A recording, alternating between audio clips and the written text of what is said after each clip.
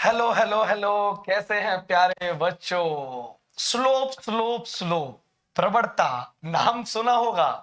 आपने ये भी देखा होगा, कभी स्लोप को टेन थीटा बोलते हैं, तो कभी y2 minus Y one upon x2 minus x1 बोलते हैं, तो कभी del y upon del x बोलते हैं, कभी dy अपॉन dx का भी सेंस निकाला जाता है। प्रॉब्लम ये है फार्मूला जो कि हमारा ब्रह्मास्त्र चल रहा है, उसके लिए तो जरूरी है, क्योंकि एग्जाम से 15 दिन पहले बहुत कॉन्सेप्ट की जरूरत नहीं होती है। तब तो स्टैटिकल इसी तरह के फार्मूला रट्टा लगा लो और पेपर में काम आ जाते हैं।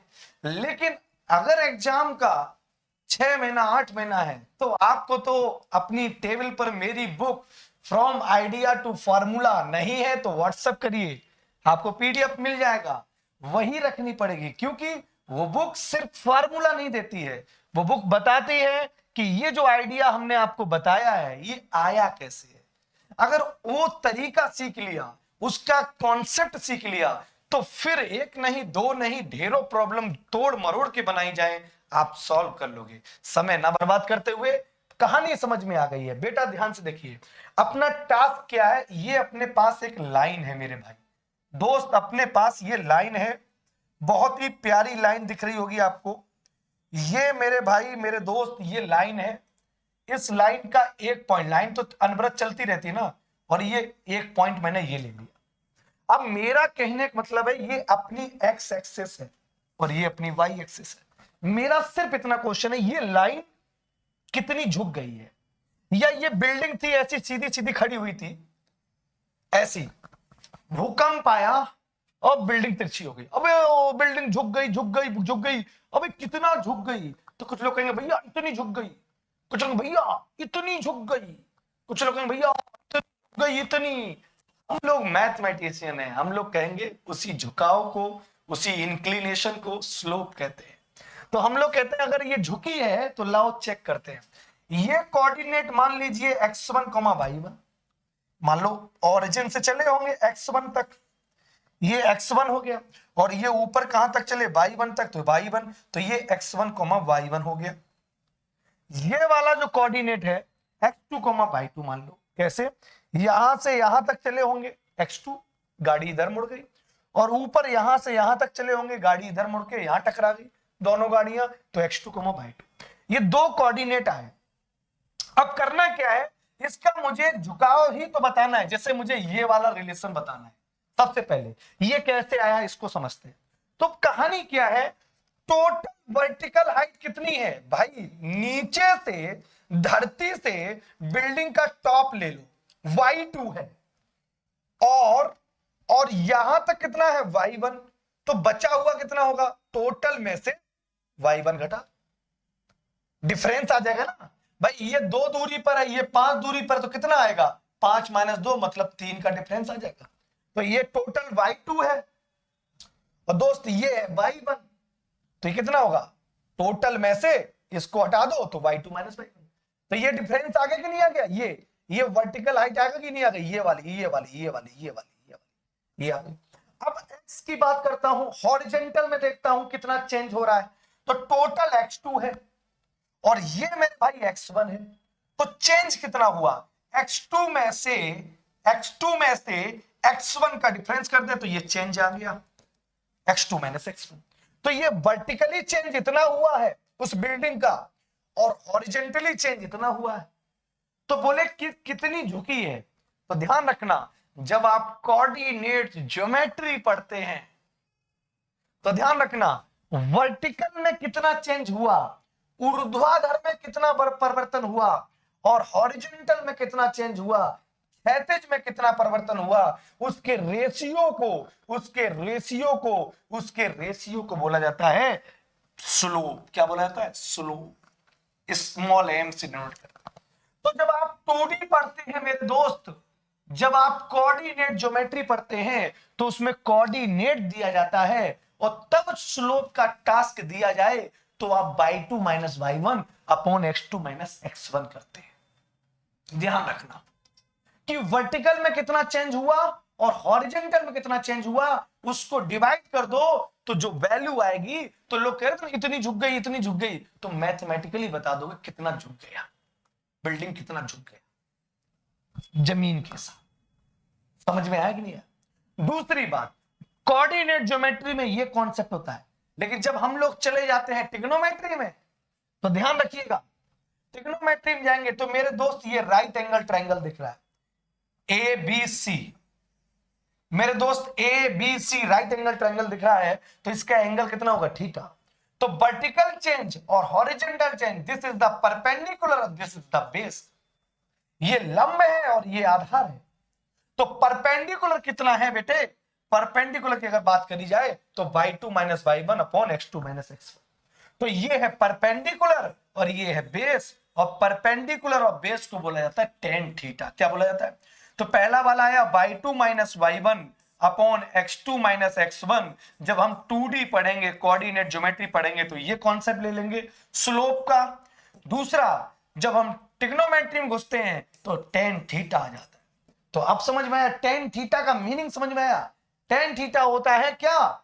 किसी भी लाइन का कितना एक्स एक्सिस के साथ झुकाव है, कितना इंक्लाइंड है, कितनी झुकी हुई है, तो कितना कोण से निकाल दिया, एग्जैक्ट बता दिया। उन्होंने कहा ना इतनी झुक गई, इतनी झुक गई, हम बता सकते हैं कितने कोण से झुक गई कोई बिल्डिंग भूकंप से, ठीक है ना। तो उसके बाई में और इसके एक्स में कितना परिवर्तन हुआ, तो ये तो परपेंडिकुलर होता है और ये बेस। और परपेंडिकुलर बटे बेस, परपेंडिकुलर में जब बेस से डिवाइड करते हैं तो वो वैल्यू किसके बराबर आती है? टेन थीटा के बराबर आती है। आपको इतना तो पता ही होगा, लंब बटे आधार टेन थीटा होता है, तो टेन थीटा आ गया। तो दूसरा कॉन्सेप्ट, जब ट्रिग्नोमेट्री पढ़ते हैं तो वही स्लोप को टेन थीटा के नाम से जाना जाता है, ध्यान रखना। दूसरी बात है, ये आपका वेक्टर का थीम है, रेट ऑफ चेंज। क्या है? Rate of change. Rate of change, rate of change क्या होता है कि भाई कितना डिफरेंस हुआ y2 minus y1 upon x2 minus x1, ये आपका रेट ऑफ चेंज हो गया। और चौथा सेंस आता है बच्चों, जब बहुत ही माइनर चेंज आता है, बहुत ही स्मॉल चेंज आता है, जो हमारे इक्विपमेंट, जो अपरेटस हैं, जो भी मेजरमेंट की स्केल है, जब वो काम नहीं करती हैं, तो उस समय आता है डेल की जगह डी, डेल की जगह D, D Y upon D है। मतलब जब कैलकुलस पढ़ते हैं, कैलकुलस, तब कोई फंक्शन दिया जाता है y बराबर एफ एक्स, और वो कर्व होता है, और वो कर्व कितना झुका हुआ है, तो उसका सेंस लगाते हैं D Y upon D X से, कि एक्स में कितना चले, एक्स में कितना चले कि बाई में कितना परिवर्तन हो गया।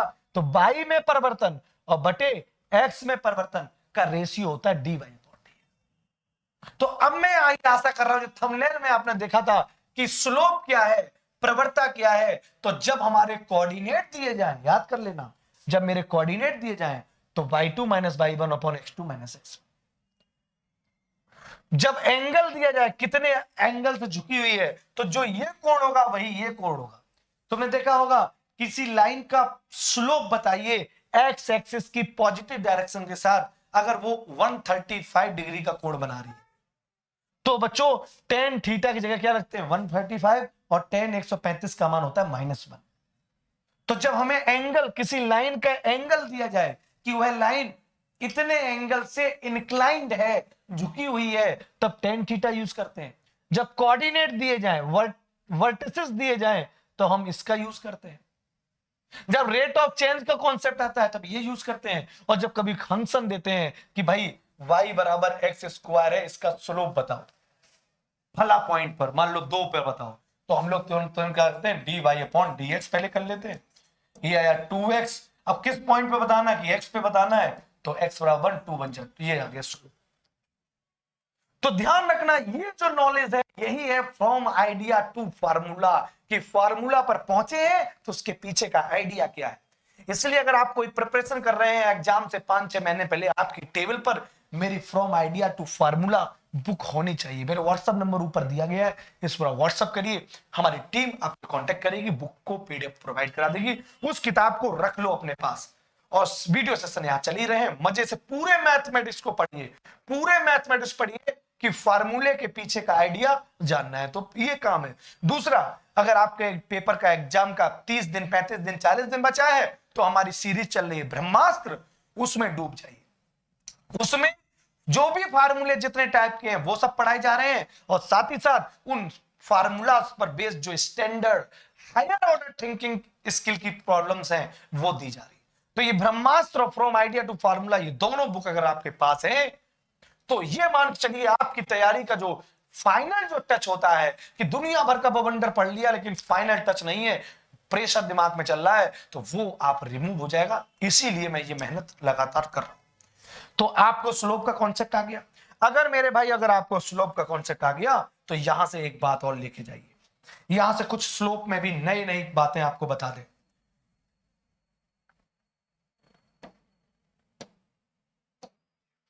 देखिए भाई, स्लोप का अगर कॉन्सेप्ट सीख लिया तो ध्यान रखना, अगर कोई लाइन, अब बड़ा इंपॉर्टेंट बात है ये, जल्दी से आपको जल्दी से किताबों में भी जल्दी से मेंशन नहीं होता है। अगर कोई लाइन वाई एक्सिस को कट करती हुई जा रही तो इसका इक्वेशन क्या होगा भाई? भाई अगर कोई वाई कट रही है तो वाई बराबर ये समथिंग सी होगा, मान लीजिए 0.0 सी है, 0, तो वाई बराबर सी होगा। तो अगर कोई लाइन एक्स एक्सिस के पैरेलल है, किसके पैरेलल है? एक्स एक्सिस के पैरेलल है, तो तो उसका स्लोप क्या होगा? क्वेश्चन मेरा ये, अगर कोई लाइन एक्स एक्सिस के पैरेलल है तो उसका स्लोप क्या होगा? तो स्लोप का जो सेंस होता है वो मैंने आपको बता दिया कि y2 minus y1 upon x2 minus x1। तो यार ये तो क्लियर है, y में तो फिक्स है कि फला पॉइंट इतना ऊपर है y में और ये नीचे, बोलो भाई, तो y में तो फिक्स है, y में तो कोई फाइनाइट नंबर ही है। लेकिन अगर x की बात करें तो वो कहां से कहां जा रही है? समुद्र में जा रही है, अनंत में जा रही है। तो x का जो सेंस हो गया वो इनफाइनाइट का हो गया। बहुत इंपॉर्टेंट बात है, अगर कोई लाइन, आज से याद रखना, a line parallel to the X axis, what is the slope of that line? What is the slope of that line? A line parallel to the X axis. अगर कोई लाइन एक्स एक्सिस के parallel है तो उसका झुकाव कितना होगा? तो बच्चों एक्स एक्सिस में भगवान न जाने कहां जा रही है, तो नीचे तो इनफाइनाइट हो गया। अब जब कोई वैल्यू इनफाइनाइट की ओर टेंड्स करती है तो ओवरऑल कहां जाता है? जीरो की ओर टेंड्स करता है। तो जब कोई लाइन एक्स एक्सिस के पैरेलल हो तो उसका स्लोप जीरो होता है। और दूसरी इंपॉर्टेंट बात याद रखना मेरे भाई, दूसरी इंपॉर्टेंट बात याद रखना, अगर कोई लाइन, बहुत ही इंपॉर्टेंट बात है, y एक्सिस के पैरेलल है तो ये x बराबर c होगा, क्योंकि यहां पे c कॉमा 0 होता है। x एक्सिस पर तो y 0 होता है ना। अगर कोई लाइन y एक्सिस के पैरेलल है तब पूछा जाए कि भाई इसका स्लोप क्या होगा, तो ध्यान रखना y2 minus y1 upon x2 minus x1। एक और आइडिया लेके जाइए, और यहां पर क्या होगा, ये तो क्लियर है, x का दायरा तो क्लियर है, x कोई फाइनाइट दूरी पर ही है कि यहां से शुरू किए यहां खत्म हो गए तो वो एक फाइनाइट नंबर है, तो नीचे तो एक फाइनाइट नंबर ही होगा, जो भी होगा डिफरेंस जो भी आएगा वो इसके बीच में फाइनाइट है। बट ऊपर की अगर बात करें तो यहां से शुरू हो रहे हैं और कहां? समुद्र में डूब मरे, पता नहीं कहां जा रहे हैं, मुझे खुद नहीं पता। तो इसका मतलब जो ऊपर आ रहा है वो इनफाइनाइट के सेंस आ रहा है, इसका मतलब m बराबर इनफाइनाइट मतलब नॉट डिफाइंड। क्या आ गया? Not defined. This is most important point. तो इस बात को ध्यान रखना, अगर कोई लाइन y एक्सिस के पैरेलल है तो लिख लीजिए, a line parallel to the y axis, then slope will not be defined. Slope will not defined, slope defined नहीं होगी। अगर कोई लाइन एक्स एक्सिस के पैरेलल है तो स्लोप 0 हो जाएगी। एक्स एक्सिस के पैरेलल है तो देखिए, एक्स एक्सिस के पैरेलल है तो ये पक्का है, झुकी ही नहीं है तो 0 हो गई। और वाई एक्सिस के पैरेलल है तो पता नहीं कहां डूब मर रही है तो इनफाइनाइट पे भाग गई, तो नॉट डिफाइंड हो गया। यस नो, नॉट डिफाइंड हो गया। और तीसरी बात और भी जान के जाइए, स्लोप के सारे आइडिया मैं दे रहा हूं, मैंने कहा ना एक नजर ऑल कवर, तो कैसे आइडिया है वो भी क्लियर कर दिया, और आइडिया के बाद कैसे कैसे कॉन्सेप्ट बनते हैं वो भी क्लियर कर दे रहा हूं। जैसे अगर कोई लाइन का इक्वेशन तो यही होता है, आपको पता होगा, ax plus by plus C equal to 0। ये आखिरी आइडिया मैं आपको दे रहा हूं, इनकी डिग्री 1 ही 1 होनी चाहिए तभी लाइन की इक्वेशन है, अदरवाइज लाइन की इक्वेशन नहीं है। तो ये तो आप जान ही रहे हैं। अगर मुझे इसका स्लोप, इस लाइन का स्लोप कोई पूछ रहा है तो ध्यान रखना, आप क्या करेंगे मेरे भाई, आप इस ए वाले एक्स वाले सेक्शन को यहां ले जाएंगे, सी को भी यहां ले जाएंगे, y का कोफिशिएंट 1 करना है तो b से डिवाइड कर दो, तो माइनस के a अपॉन बी एक्स और माइनस के c अपॉन बी। तो अब यहां पर स्लोप क्या होगा, अगर अगर इस साइड बच्चों लेफ्ट हैंड साइड में y का कोफिशिएंट 1 कर दिया जाए और सारा मैटर इधर भेज दिया जाए, तो जो x का कोफिशिएंट होता है, x का जो भी कोफिशिएंट होता है मेरे दोस्त, वही आपका स्लोप हो जाता है, वही आपका स्लोप हो जाता है। This is the most important point, this is the most important point. दुनिया की कोई भी लाइन हो, उदाहरण के तौर पे 2x plus 3y plus 5 equal to 0, और मैंने कहा भाई इसका स्लोप बताओ, तो कुछ नहीं करना दोस्त, 3y बराबर लिखना है माइनस के 2x और माइनस के 5, और y बराबर लिखना है माइनस के 2/3 x माइनस के 5/3। तो स्लोप जो आएगा, देखो ये 1 आ गया, तो स्लोप आएगा माइनस के 2/3। तो यहां से ही इसी कॉन्सेप्ट, ये कैसे आया ये समझ में आ गया। तो इसका जो डायरेक्ट, जो मेरी ब्रह्मास्त्र सीरीज चल रही है उसमें मैं डायरेक्ट लिखता हूं, अगर कोई भी लाइन इस टाइप की दी जाए तो इसका स्लोप याद रखना। तो इसका स्लोप मैंने आपको डायरेक्ट बताया है कि जो एक्स का गुणांक हो, मैंने ऐसे लिखा है ब्रह्मास्त्र, coefficient of X upon coefficient of Y, और उसके आगे लगा दो माइनस, जो भी हो माइनस माइनस प्लस हो जाएगा प्लस।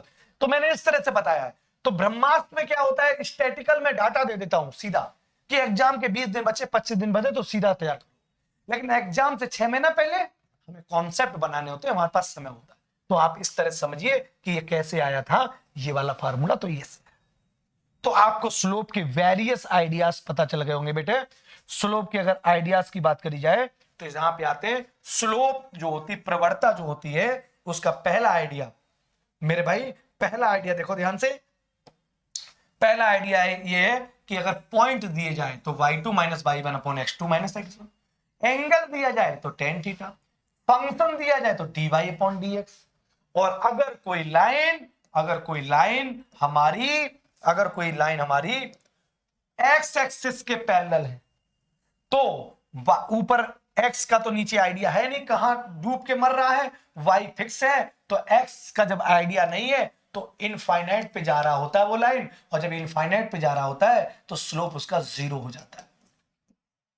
और जब कोई लाइन, इस बात को ध्यान रखना, जब कोई लाइन y एक्सिस के पैरेलल है तो x में तो आइडिया होता है, लेकिन y में कोई भी आइडिया नहीं होता है कि वो कहां जा रही है, तब वो m नॉट डिफाइंड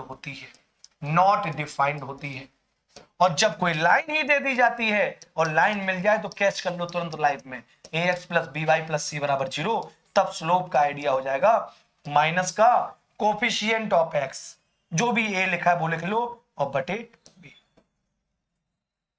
उम्मीद करता हूं दोस्त स्लोप को कैसे हमने ट्रिग्नोमेट्री, कैसे हमने कोऑर्डिनेट ज्योमेट्री, कैसे हमने कैलकुलस, कैसे हमने लाइन x एक्सिस पे बनाई, कैसे y एक्सिस पे बनाई, और कैसे लाइन से निकाला स्लोप को 360 डिग्री हमने आपको बता दिया। कितना भी एग्जामिनर घुमाए फंसाए, अब आप फंसने वाले नहीं है दोस्त।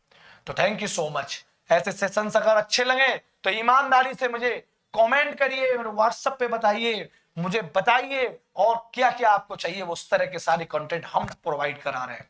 Thank you so much watching this session, thank you so much.